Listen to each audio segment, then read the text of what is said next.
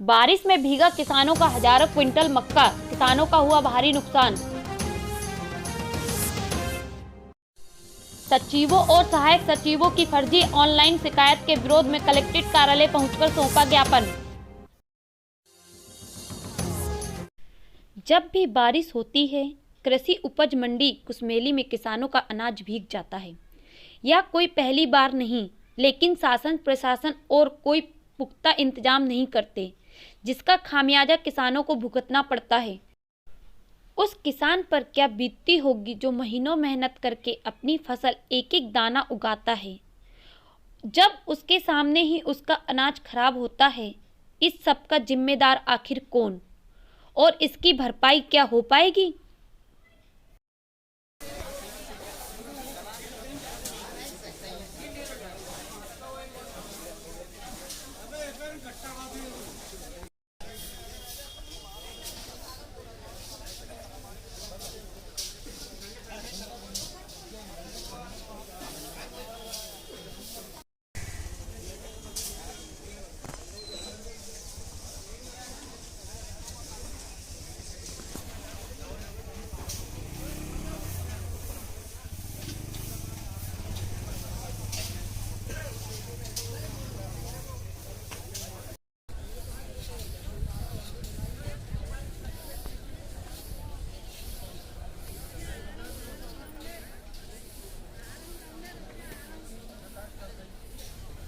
मेरी परेशानी यही है कि मैंने गुरुवार को माल लाया था, तो कम भाव में बेचने का मैंने कैंसिल करा दिया, और इस मौसम को देखते हुए बारिश हो गई, इसकी वजह से माल अपना गीला हो गया। और अभी यहाँ पर सुखाने की व्यवस्था है, तो पानी भरा हुआ है, तो सुखाने के लिए मैं कोशिश करूँगा कि माल अच्छे तरह से सूख जाए और अच्छे भाव से बिक जाए अपना माल। आपने अनाज शेड में क्यों नहीं रखा? सेट में जगह नहीं था, इसलिए मैंने सेट में बाहर डाला। शेड में जगह किस वजह से नहीं थी? माल रखा हुआ था सभी लोगों का, सेठ लोगों का भी, व्यापारी बंधु लोगों का भी रखा था, किसानों का भी, इसलिए नहीं डाल पाया वहाँ। ये मंडी ने आपकी कोई मदद नहीं करी है इस अनाज को बचाने के लिए? नहीं, ऐसा कुछ तो नहीं किया उनसे। क्या नाम है आपका?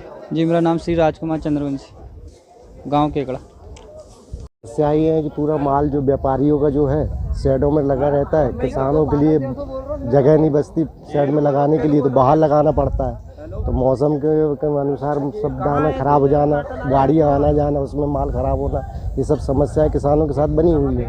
इसके तरफ कोई ध्यान नहीं देता। क्या नाम है आपका? सर, ये कल की बारिश में कितना मक्का गीला हुआ है?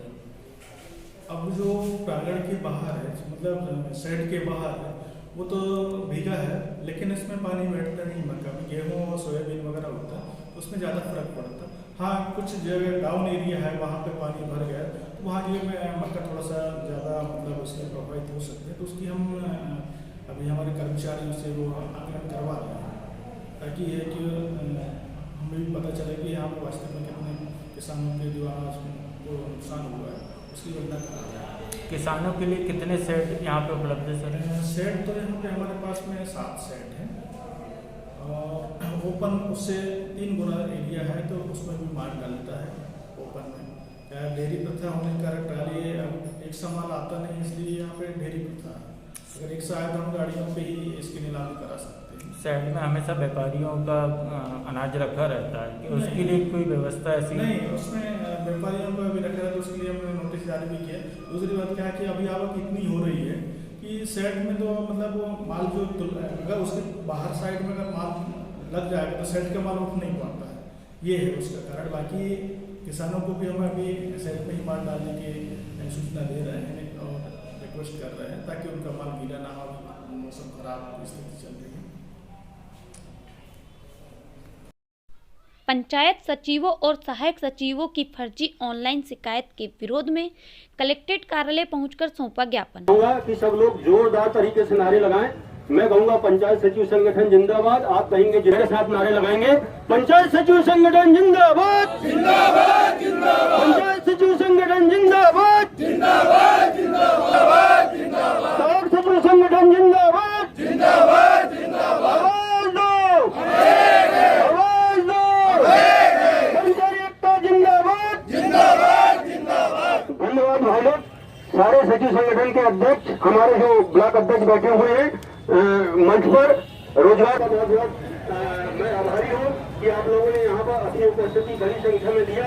और मैं आपको एक बात बता दूं कि आज हमें ये जो सारी चीजें पड़ती और आज उसी प्रशासन को चेताने के लिए हम यहाँ पर उपस्थित हुए हैं।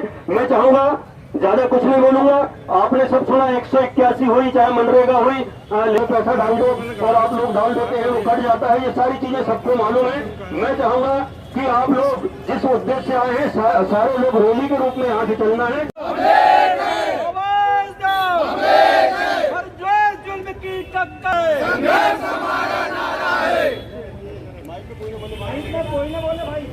हम सब एक है, हम सब एक है।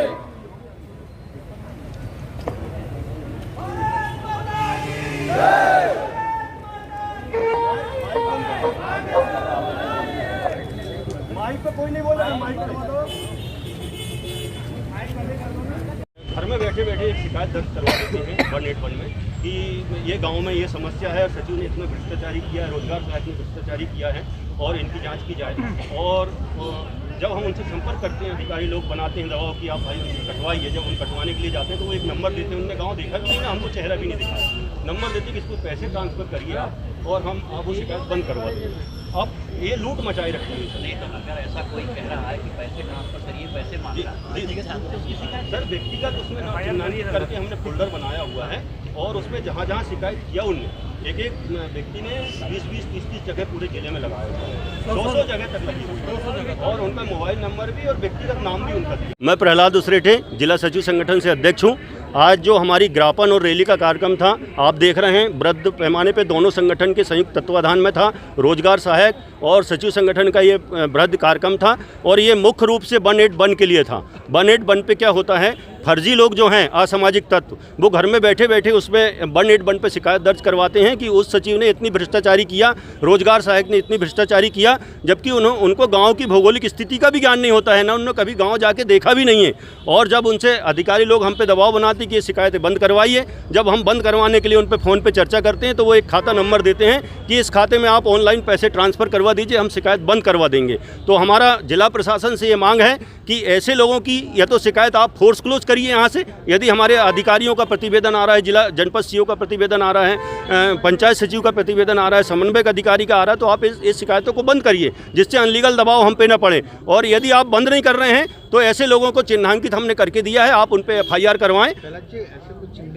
बिल्कुल चिन्हित नाम है और हमने उसको फोल्डर के साथ दिया हुआ है, मोबाइल नंबर भी दिया हुआ है, उनकी शिकायत क्रमांक भी दिया हुआ है। एक लोगों ने 30-30, 35-35 जगह पूरे ज़िले में उन्होंने शिकायत दर्ज किया हुआ है, वो हमने दिया हुआ है। और हम ये प्रशासन से, हमने SDM साहब से, अभी अनुविभागीय अधिकारी महोदय से ये निवेदन किया है, SP साहब को भी एक फोल्डर दिया हुआ है कि आप इनको चिन्हांकित करें, नहीं तो ऐसे में आपराधिक गतिविधि बढ़ रही है। और हो सकता है कि इसमें हमारा सचिव रोजगार सहायक टेंशन में आ जाए या कुछ हो जाए। कई लोग आत्महत्या कर रहे हैं क्योंकि दबाव अनलीगल बन रहा है ग्रेडिंग के लिए, क्योंकि जिले की ग्रेडिंग होती है इसमें कि संतुष्टिपूर्वक बंद करवाएं। अब ग्रेडिंग में यदि हम नहीं करवा पाते तो ग्रेडिंग में जिला पीछे होता है, तो अधिकारी लोग हमारे ऊपर दबाव बनाए हुए हैं। तो हम चाहते हैं कि 818 में सुधार लाया जाए और जो ऐसे फर्जी लोग इसका धंधा बनाए हुए हैं पैसे कमाने का, उनको अरेस्ट किया जाए, उन पे FIR दर्ज किया जाए, कार्रवाई की जाए। एक शिकायत ऐसी है जहां प्रधानमंत्री आवास ही नहीं है और वहां पर लगा दिए गए। एक शिकायत, हाँ, मैं आपको बता रहा हूं कि एक शिकायत ऐसी है कि एक महोदय ने ये शिकायत किया है कि ये प्रधानमंत्री आवास का इनने पैसा खा गया है और आवास का काम पूर्ण नहीं है, जबकि उस गांव में एक भी प्रधानमंत्री आवास स्वीकृत नहीं है। और जब उसको बोला जा रहा है कि भाई यहाँ प्रधानमंत्री आवास नहीं है, तो भी वो काटने को तैयार नहीं है। अधिकारी को बता रहे कि प्रधानमंत्री आवास का कोई मकान यहाँ नहीं बन रहा, तो भी अधिकारी कहते हैं उसको कटवाओ, अब वो पैसे के लिए मांग रहा है। ये सब हमने उसमें लिखा हुआ है। दूसरी बात मनरेगा की है। मनरेगा क्या है? मांग आधारित योजना है। उसमें यदि लेबर हमसे मांग करता है कि भाई मुझे मजदूरी दी जाए या काम पे रखा जाए, तो हम उसको काम के लिए देने के लिए बाध्य हैं और काम देते भी हैं। लेकिन अधिकारी लोग हमको एक्स्ट्रा टारगेट देते हैं कि आपको इतना आपको करना ही है। आज हमने उसको पूरा कर लिए तो और बढ़ा देते उसको। और हम आपको बताएं, त्योहार के दिन भी उसमें टारगेट डलता है कि आप लोग भाई दूज है तो भी कहते हैं कि इतने लेबर एंगेज करिए आप।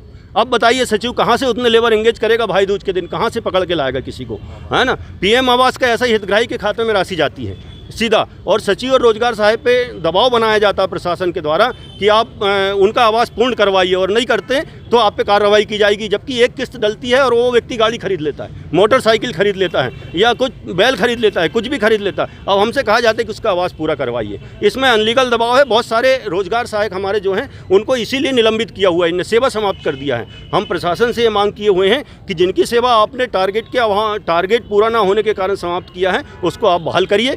ये क्योंकि काम कर रहा है रोजगार सहायक, काम नहीं होता तो प्रगति नहीं आती आज आपके जिले। मेरा प्रहलाद उसरेठ है, मैं जिला सचिव संगठन से अध्यक्ष हूँ, जिला अध्यक्ष हूँ।